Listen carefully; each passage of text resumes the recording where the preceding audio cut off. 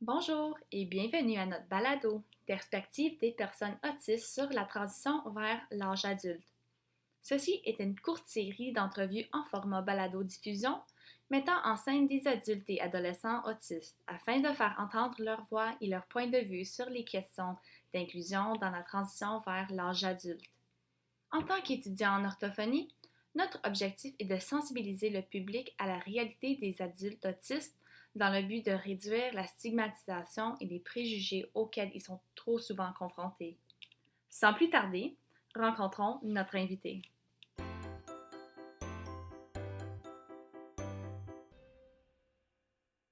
Aujourd'hui, Viviane rencontre Lucas. Lucas est un élève de secondaire 4 dans un programme de musique. La musique, le soccer et observer les animaux sont parmi ses passions.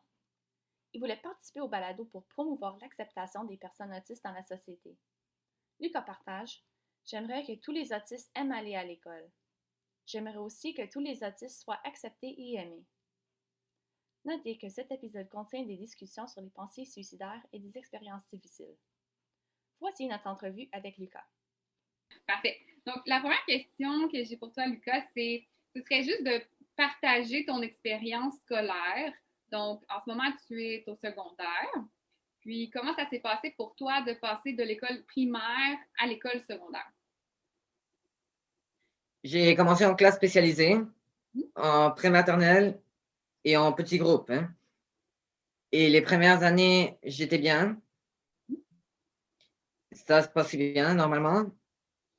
Et, et jusqu'à maintenant, je garde des souvenirs. Par exemple,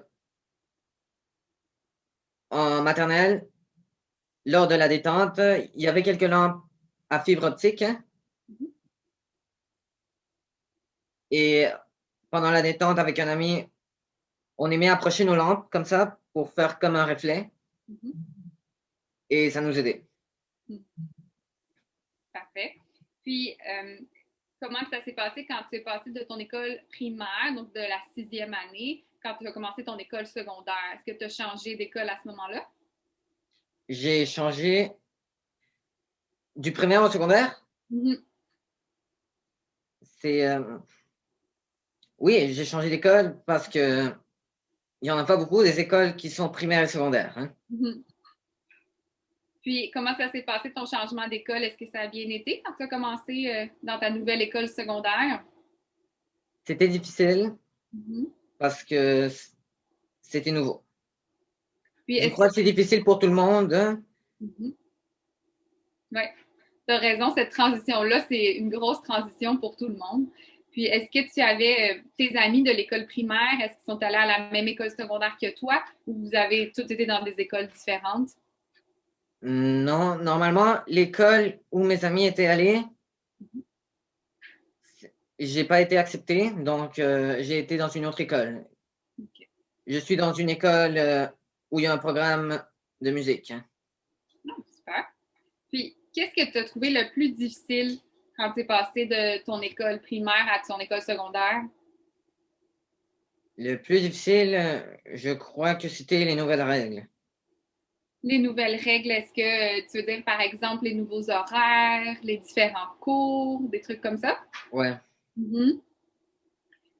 Puis, comment ça s'est passé, la transition de se faire des nouveaux amis dans une nouvelle école complètement? C'était difficile, mais parce que tout le monde venait de la même école primaire. C'est pas tout le monde, mais presque tout le monde. Et moi, j'étais un des seuls qui venait d'une autre école. Okay. Mais j'ai quand même réussi. Donc, ça a été, tu as été capable de te faire des nouveaux amis dans tes nouvelles classes, puis ça n'a pas été trop difficile. C'était pas vraiment difficile. On peut dire que à chaque année, j'ai eu des nouveaux amis. Super. Puis, tu m'as dit que dans ton école secondaire, en ce moment, il y a un programme de musique. Est-ce que tu peux me parler un peu plus? Est-ce que toi, tu es dans ce programme-là, spécifiquement? Ouais, je suis dans ce programme. Je joue de la clarinette. Okay. Et je participe dans la chorale. Dans une chorale. Super. Ouais. Puis, est-ce que tu fais partie de d'autres comités ou activités à l'école? Est-ce qu'il y a des choses qui t'aident dans ton parcours scolaire? Quelque chose qui m'aide, il y a un programme pas un programme, mais un service d'éducatrice spécialisée pour les autistes. OK. Puis, tu travailles avec eux, dans le fond, à chaque semaine. Est-ce que tu les as déjà rencontrés? Il y a une orthophoniste, une TES et une psychoéducatrice. Hein. OK. Pas une orthopédagogue. Une orthopédagogue, oui. Ouais. Puis eux, ils sont en mesure de t'aider là, dans les difficultés que tu pourrais avoir ou sont là pour t'aider. C'est ça? C'est ça. Mm-hmm. Super. Parfait. Puis, je voulais te demander aussi, est-ce que tu as une idée de ce que tu aimerais faire après l'école secondaire? Après l'école secondaire, c'est-à-dire le métier, c'est ça? Oui, soit au cégep, est-ce que tu as quelque chose que tu aimerais étudier ou tu as déjà un métier spécifiquement que tu aimerais faire? En fait, c'est cette question qu'on me pose tout le temps. Mm-hmm. Et c'est vrai que c'est difficile de répondre à cette question, mais je vais essayer d'y répondre parce que j'ai pas encore décidé ma profession. Mais dans mes choix, il y a par exemple musicien, architecte, médecin, informaticien, comédien, réalisateur de cinéma, entraîneur de soccer ou journaliste. Hein. Wow. Mais il y a d'autres métiers que peut-être que je découvrirai un autre métier. J'ai encore du temps pour décider. Oui, C'est pas encore le moment de prendre une décision définitive. Mm-hmm. Vraiment, mais tu as beaucoup d'intérêt, beaucoup de choix, donc ça, c'est super. Puis, Lucas, Ouais, puis c'est vrai que ça pourrait. Je veux aussi dire que pour certains, ça pourrait être décourageant qu'on leur pose cette question trop souvent parce que ils vont se dire qu'ils sont pas capables de prendre des décisions, puis tout ça. oui, tu as raison. Je pense que c'est tout, quand on est au secondaire, on vit tout ça, tout le monde nous demande qu'est-ce que tu veux faire plus tard, Ouais, comme si on devait décider, puis des fois c'est stressant parce que tu dis oh, ben je sais pas encore. Puis c'est tout à fait normal. Moi, je me suis décidée au cégep, j'ai changé de programme, puis j'ai décidé autre chose, puis c'est tout à fait normal. Ouais, parce que c'est compliqué si on va à un cégep hein, et que finalement c'était pas ce qu'on voulait, on doit changer de programme. Exactement. Ouais. Tu as encore quelques années devant toi pour y penser puis pour faire un choix. Donc, il n'y a vraiment aucun stress, mais tu sembles déjà avoir beaucoup d'idées. Fait que ça, c'est bien. Beaucoup d'intérêt. Puis, Lucas, est-ce que tu penses qu'il y aurait certains obstacles, le fait d'être une personne autiste dans un choix de carrière ou d'études, est-ce que tu penses qu'il pourrait avoir certains obstacles? Je crains que oui, parce que je crois qu'il y aura encore des malentendus. Parce qu'en général, les gens ne sont pas au courant qu'une personne autiste peut être capable de faire plusieurs choses. Hein. Une personne autiste peut devenir un adulte responsable, hein, autonome, sensible et même professionnel. Hein. Je crois qu'il y a encore des gens qui pensent que nous devons être guéris et corrigés. Mais c'est faux. Oui, tu as tout à fait raison. Puis c'est un peu pourquoi on a choisi de faire ce podcast-là. C'est pour vous donner une voix, puis un peu expliquer aux gens c'est quoi votre réalité, c'est quoi les opportunités qui s'offrent à vous, parce qu'il y a des gens qui savent tout simplement pas, puis qui peuvent pas s'imaginer un peu comment vous vivez ça. Donc, c'est pour ça qu'on fait une entrevue comme ça, puis qu'on fait un podcast pour ça, pour essayer de mieux expliquer aux gens votre réalité. Donc, je crois que tu as tout à fait raison là-dessus. Puis, est-ce que toi, Lucas, ça t'est déjà arrivé de vivre, tu me disais, des malentendus, est-ce que ça t'est déjà arrivé de vivre ça dans ta vie quotidienne, que ce soit à l'école ou à l'extérieur de l'école? À l'école, en troisième année, il y a eu des malentendus plus intenses. Hein, que c'était dans une classe spécialisée, parce que j'ai été souvent puni sans comprendre la raison. Okay. par exemple, pour faire de l'école à ligne.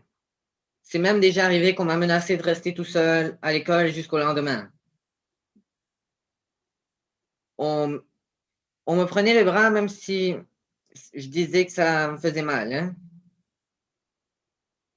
Et j'avais peur des adultes quand ils étaient trop sévères, hein. J'ai même pensé à mettre fin à mes jours, hein, pour ne plus retourner à l'école, hein. Au milieu de l'année, il y a eu un changement d'urgence à mon école de quartier et en classe régulière, hein.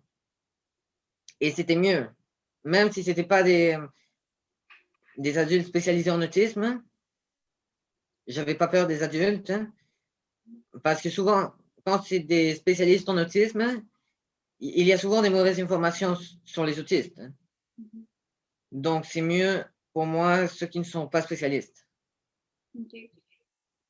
Bon, mais je suis désolée d'entendre ça, que ton expérience à l'école primaire a été difficile, mais que ça a été mieux quand tu as changé d'école. Puis, selon toi, ces personnes-là qui étaient plus des spécialistes, que ce soit des enseignants ou peut-être des éducateurs spécialisés, tu n'aimais pas leur approche, c'est ça? C'est ça. Parce que tu sentais qu'ils ne comprenaient pas ou que des fois ils te punissaient, mais toi, tu ne comprenais pas pourquoi. Ils ne prenaient pas le temps de te l'expliquer. C'est un peu ça. Okay. Donc, Vous ne comprenez pas les caractéristiques d'autisme. Puis quand tu as changé d'école, tu as trouvé que tes professeurs, est-ce que tu penses qu'ils en savaient plus sur l'autisme ou bien c'est leur manière d'agir qui était différente? Je crois que c'est leur manière d'agir parce que comme ils ne sont pas spécialisés en autisme, ils n'ont pas appris que les autismes sont incorrects ou qu'il faut les guérir. Puis c'est quoi des choses que tes professeurs ont fait que tu as aimé? Donc une manière de t'aborder ou une manière d'agir avec toi que tu as vraiment apprécié, que ce soit au primaire ou au secondaire maintenant?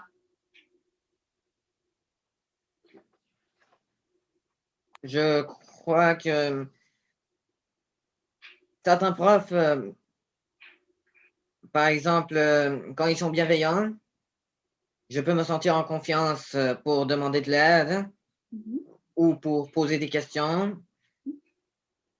Et j'apprendrai plus facilement et je ne me sentirai pas jugé. Donc, et surtout, le plus important, c'est le respect. Ça, c'est non seulement pour les autistes, pour les non-autismes, tout le monde a le droit au respect. Exactement. Donc, les non-autistes ont aussi droit au respect. Donc, le respect, c'est comme une règle pour tout le monde. C'est important. Oui, très important. Donc, pour toi, l'écoute, le respect, puis juste le fait d'être ouvert aux questions, c'est des choses qui sont très importantes là, pour toi puis qui te permettent de te sentir mieux dans ton milieu. Ouais. Super. J'ai une question par rapport au travail. Est-ce que tu as un travail ou un emploi en ce moment? Un travail ou un emploi? Comme un emploi étudiant, par exemple. Pas pour l'instant, mais quelquefois, j'ai fait un travail avec mon père. Hein. OK. Puis c'est quoi ce type de travail-là? Mon père, c'est un entretien. OK. Donc, c'est arrivé des fois que j'aille travailler avec mon père. Que tu l'aides dans son travail. Ouais. Super. Puis est-ce que c'est quelque chose que tu aimerais, disons un peu plus tard, là, dans quelques années, avoir un emploi étudiant? Un emploi étudiant, ça se pourrait, mais si j'ai beaucoup d'études, je préfère pas parce que j'aurai moins de temps pour mes études. Donc, tu préférerais te concentrer sur tes études? Ouais, mais si j'ai du temps libre, là, je pourrais. Puis, dans tes études, comment ça se passe, Lucas? Est-ce que tu es quelqu'un qui aime ça, l'école, qui a des bonnes notes, ou comment ça se passe à ce niveau-là? En général, moi, j'aime pas l'école. Non. Mais j'ai quand même, cette année, j'ai changé à l'école virtuelle, hein, comme je l'ai dit. Maintenant que je suis en secondaire 4, hein, et je fais l'école virtuel à temps plein.